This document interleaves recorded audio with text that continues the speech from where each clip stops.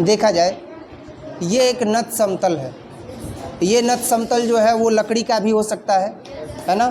और अभी जो है वो टाइल्स है। ये नत समतल किसका हो सकता है? लकड़ी का भी हो सकता है। द्रव्यमान युक्त पिंड जब कभी भी अगर इस पर रखा जाता है नत समतल पर, तो वो द्रव्यमान युक्त पिंड यहाँ से क्या होता है? गति करने लगता है और एक नियत वेग से गति करता है। जैसे अगर इस माचिस की डिबिया को रखेंगे तो ये भी यहाँ से क्या करेगा?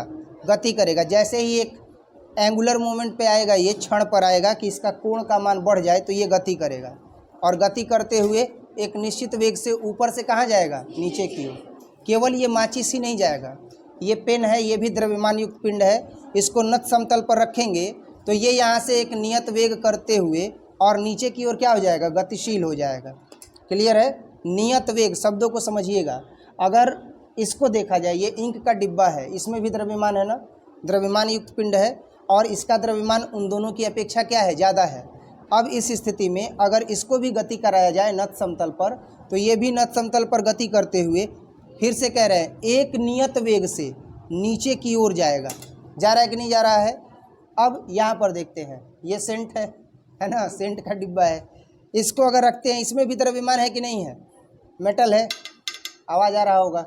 अगर इसको हम रखते हैं और यहाँ से इसको गति कराते हैं, प्रिया यहाँ देखो, प्रैक्टिकल यहाँ हो रहा है, बोर्ड पे नहीं। अच्छा ठीक है, देखो तो यहाँ पे अगर इसको रखेंगे और इसको गति करवाएंगे, तो गति कराएंगे तो ये गति कहाँ करेगा? नीचे की ओर। क्योंकि जब गति ये करेगा तो इस स्थिति में ये नीचे की ओर गति करेगा और गति करने का कारण है कि इसका एक एंगल बना हुआ है। अगर उस एंगल से कम हो जाएगा तो ये गति नहीं करेगा। अब अगर हम इसको ऐसे कर देंगे, ऐसे करने के बाद अगर हम इस माचिस की डिब्बी को यहाँ रखेंगे तो ये गति करेगा? नहीं करेगा। अगर हम इसको और फ्लैट कर दें, इस समतल को समतल एकदम बना दें और समतल बनाने के बाद जो है यहाँ पर कोई एक ऑब्जेक्ट रखें जो मोशन न कर पाए, जिसका वेट ज़्यादा हो, ऐसे रख देंगे तो ये मोशन करेगा? नहीं करेगा, ये गति नहीं करेगा। गति करने के लिए क्या आवश्यक है? गति करने के लिए आवश्यक है कि इसका एक निश्चित कोण का मान होना चाहिए। कर रहा है कि नहीं कर रहा है? और एक निश्चित दिशा से कर रहा है। बात समझ में आ रहा है ना? अब हमें क्या करना है? घर्षण गुणांक का निर्धारण करना है। मेन टॉपिक यही है कि हमें नत समतल पर गति करती हुई गति के घर्षण गुणांक का निर्धारण करना है। एक द्रव्यमान युक्त पिंड ले लेते हैं, ये माचिस है, और इसको हम ले लेते हैं। एक द्रव्यमान युक्त पिंड है ना, इसका जो भी द्रव्यमान हो, या हम एक ये भी ले सकते हैं इंक का डिब्बा, जिसका वेट जो है वो W बराबर क्या है? mg है, और इसका हम वेट यहाँ पर रखते हैं। देखते हैं तो ये अगर इस कंडीशन में है तो विराम की स्थिति में है। कोण का मान बढ़ेगा तो ये बताओ, अगर ये इस स्थिति में है तो क्या क्या लग रहा है? W बराबर mg, और वो W बराबर mg जो लग रहा है वो कहाँ लग रहा है? नीचे की ओर। और अभिलंब प्रतिक्रिया बल कहाँ लग रहा है? और दोनों का मान बराबर है, तब न संतुलन की स्थिति में है। अगर अभिलंब प्रतिक्रिया बल का मान कम हो जाए तो ये टाइल्स ऐसे बचेगा? टूट जाएगा। एक्सपेरिमेंट किए थे ना, एक पत्थर क्या हो गया था? टूट गया था, जो ईंट था वो टूट गया था। तो अब यहाँ पर क्या है कि अभिलंब प्रतिक्रिया बल का मान और इसका द्रव्यमान दोनों ही आपस में बराबर है, विराम स्थिति में है। अब हमें घर्षण गुणांक का मान चाहिए, तो घर्षण गुणांक बराबर क्या होता है? F बराबर म्यू आर, तो म्यू बराबर F बाई आर। F क्या होता है? लगने वाला बल, और R क्या होता है? अभिलंब प्रतिक्रिया बल। तो F जो है वो लगने वाला बल है, तो आखिर ये बल कितना लगा रहा है? तो F बराबर W, W बराबर mg। ये इस नत समतल पर W बराबर mg बल लगा रहा है और अभिलंब प्रतिक्रिया बल है ही। तो अब देखो यहाँ पर ये ऑब्जेक्ट रखे हैं, तो हमें घर्षण गुणांक का मान निकालने के लिए क्या करना पड़ेगा? तो घर्षण गुणांक का मान निकालने के लिए F बराबर म्यू आर होता है, तो म्यू बराबर होगा F बटे में R। तो अब हमें F का भी मान चाहिए और R का भी मान चाहिए। अभी अभिलंब प्रतिक्रिया बल हम देख रहे हैं, तो अभिलंब प्रतिक्रिया बल इसके भार के बराबर है। क्लियर है? या अभिलंब प्रतिक्रिया बल विपरीत दिशा में लग रहा है और ये गति कर रहा है नत समतल पर आगे की ओर, कर रहा है ना। अब ध्यान देना, अभी ये जैसे गति किया या अभी ये जैसे गति कर रहा है, वैसे ही गति क्या हमेशा करेगा? अब ये नत समतल जो चिकना है, यही नत समतल अब थोड़ा सा जो है वह रुखड़ा हो जाए, कुछ इस तरीके से। समझ में आ रहा है ना? अब इस तरीके से अगर ये नत समतल हो जाए तो क्या ये उतनी ही तेज़ी से गति करेगा जितनी तेज़ी से गति किया था? अब देख सकते हैं ऐसे ही रखे थे तो ये गया था ना, अब इसको ऐसे रखे हैं इतना एंगल पर कर दिए थे, इतना एंगल पर कर दिए, ये जा रहा है इतना एंगल पर, अब यहीं से बस गिर गया, नहीं तो उस समय कहाँ जा रहा था, यहाँ तक जा रहा था, देना उसको। अब ये नत समतल की जो चिकनाई है, ये नत समतल की चिकनाई जो है वो इसके घर्षण गुणांक को बता रही है। अब ये जो सतह है वह चिकना नहीं है। अब नत समतल पर अगर इसे ऐसे गति कराया जाए तो क्या ये ठीक इस चिकने सतह पर जितनी तेज़ी से गति कर रहा था उतनी ही तेज़ी से गति करेगा?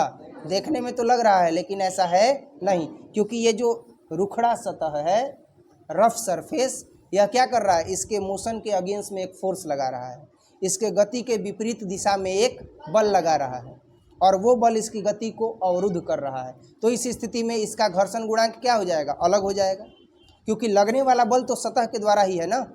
बात समझ में आ रहा है ना? चिकना सतह है तो लगने वाला बल अलग है, अगर ये खुरदुरा सतह है तो लगने वाला बल अलग है। अब यहाँ पर क्या करेंगे कि इसी चिकने सतह पर जब हम कुछ चीज़ें प्रतिरोध के रूप में रखते हैं, जैसे ये धूल कण है ना, धूल कण रख दिया ऐसे, तो अब देखना ये है कि जैसे अभी तो हम लोग ये प्रैक्टिकल कर रहे थे, अगर अब हम लोग देखें कि जैसे माचिस का ये जो डिबिया है वो आगे जा रहा था ना, तो क्या ये सतह अगर खुरदुरा कर देंगे इस तरीके से रेत रख करके, तो क्या ये आगे जाएगा? और क्या ये उतनी ही तेज़ी से आगे जा रहा है जितना उस समय जा रहा था? देख सकते हो जा करके रुक रहा है कि नहीं रुक रहा है। तो इस समय इसका घर्षण गुणांक अलग होगा कि नहीं होगा? क्या इसका घर्षण गुणांक पहले जितना था उतना ही है अभी भी? नहीं ना। अब जब ये नहीं था तो काफ़ी तेज़ी से जा रहा था, अब थोड़ा सा और बढ़ा देते हैं। तो अभी कितना पाठ्यांक लिए?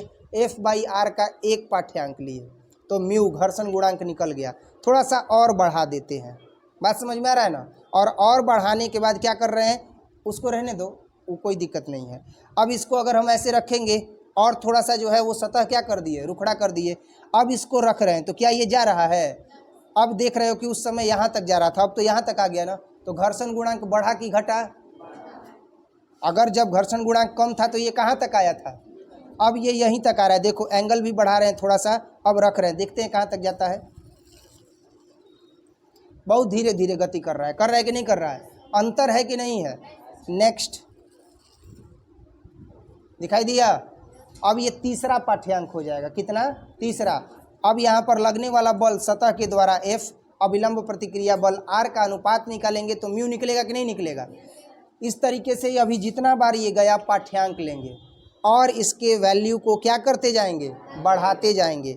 एक समय ऐसा आएगा जब ये ऑन द स्पॉट ही रुक जाएगा। अभी एक और पाठ्यांक लेंगे, किसका? F का और R का। R हो गया अभिलंब प्रतिक्रिया बल और F क्या हो गया?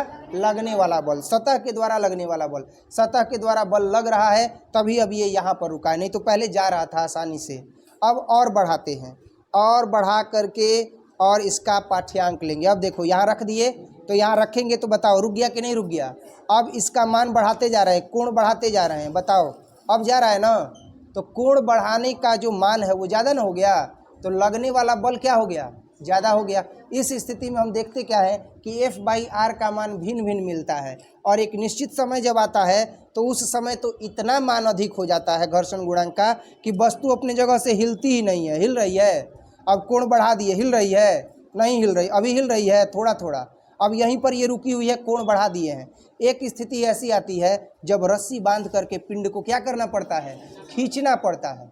तो उस स्थिति में लगने वाला बल और अभिलंब प्रतिक्रिया बल यानी R का मान जब अनुपात निकालते हैं F और R का, तो घर्षण गुणांक का मान अलग आता है। तो इस प्रकार से अलग अलग 8 पाठ्यांक लेते हैं, कितना? 8। और नत समतल पर गति करने वाले एक पिंड के लिए, नत समतल पर गति करने वाले एक वस्तु के लिए हम लोग घर्षण गुणांक का निर्धारण करते हैं कि घर्षण गुणांक का मान क्या होगा। तो घर्षण गुणांक का निर्धारण करने के दौरान हमें ये पता चलता है कि सरफेस जितना ही रुखड़ा होगा, सरफेस जितना ही क्या रहेगा, ऊबड़ खाबड़ रहेगा, तो उससे लगने वाला पिंड पर जो घर्षण गुणांक का मान होगा वो क्या होगा? ज़्यादा होगा। और अगर ये सब न रहे तो लगने वाला जो घर्षण गुणांक है वो क्या होगा? कम होगा कि ज़्यादा होगा? अब देखो ये सतह पर से इधर हटा दिए और हटाने के बाद अब जो है वो हम लोग चिकने सतह पर, चिकने नत समतल पर हम लोग क्या कर दिए, पिंड को रखेंगे। और पिंड को रखते हैं तो देखना क्या ये जैसे बिखरा हुआ था और ये गति कर रहा था धीरे धीरे, अब वो वैसे ही गति करेगा। और बढ़िया से पूछ देता नहीं, खूब बढ़िया से, ठीक। अब देखो, अब यहाँ पर ऐसे रखेंगे तो क्या ये वैसे ही गति करेगा, तेज गति करेगा या धीमे? तो देखो उसकी तुलना में तेज गति है कि नहीं है, उसकी तुलना में तेज है कि नहीं है जी, उसके कंपैरिजन में तेज है। तो वो पिंड एक माचिस की डिबिया हो, एक पेन हो, या एक ये इंक का पॉट हो, या एक ये सेंट का पॉट हो, उससे कोई मतलब नहीं है। समझ में आ रहा है ना, उससे कोई मतलब नहीं है। जब नत समतल पर अगर गति करेगा तो F/R का अनुपात ज्ञात करके ही हम अलग अलग पाठ्यांक निकालेंगे, और अलग अलग पाठ्यांक निकाल करके नत समतल पर गति करने वाले पिंड के लिए घर्षण गुणांक का निर्धारण करेंगे। समझ में आया? कितना करेंगे? 8। क्या केवल 8 ही करेंगे या इससे ज़्यादा भी? इससे भी ज़्यादा कर सकते हैं, करते रहिए ज़िंदगी भर, क्या फ़र्क पड़ने वाला है। लेकिन अगर एब्सोल्यूट वैल्यू चाहिए, खूब बढ़िया से समझना है, तो कितना बार करेंगे? 8 बार मैक्सिमम है। 8 बार में तो समझ में आ ही जाएगा। और करना क्या है, ये वैल्यू बढ़ाते जाना है सरफेस पर, मतलब सरफेस पर जो घर्षण है उसका मान बढ़ाते जाना है, और पिंड का क्या करवाते जाना है? गति कराते जाना है। तो इस स्थिति में घर्षण गुणांक का निर्धारण आप आसानी से कर लीजिएगा जब F/R का मान निकालिएगा, F और R का अनुपात निकालिएगा। क्लियर है? समझ में आया? अब यही सब नोट करेंगे, इससे ज़्यादा कुछ नहीं नोट करेंगे।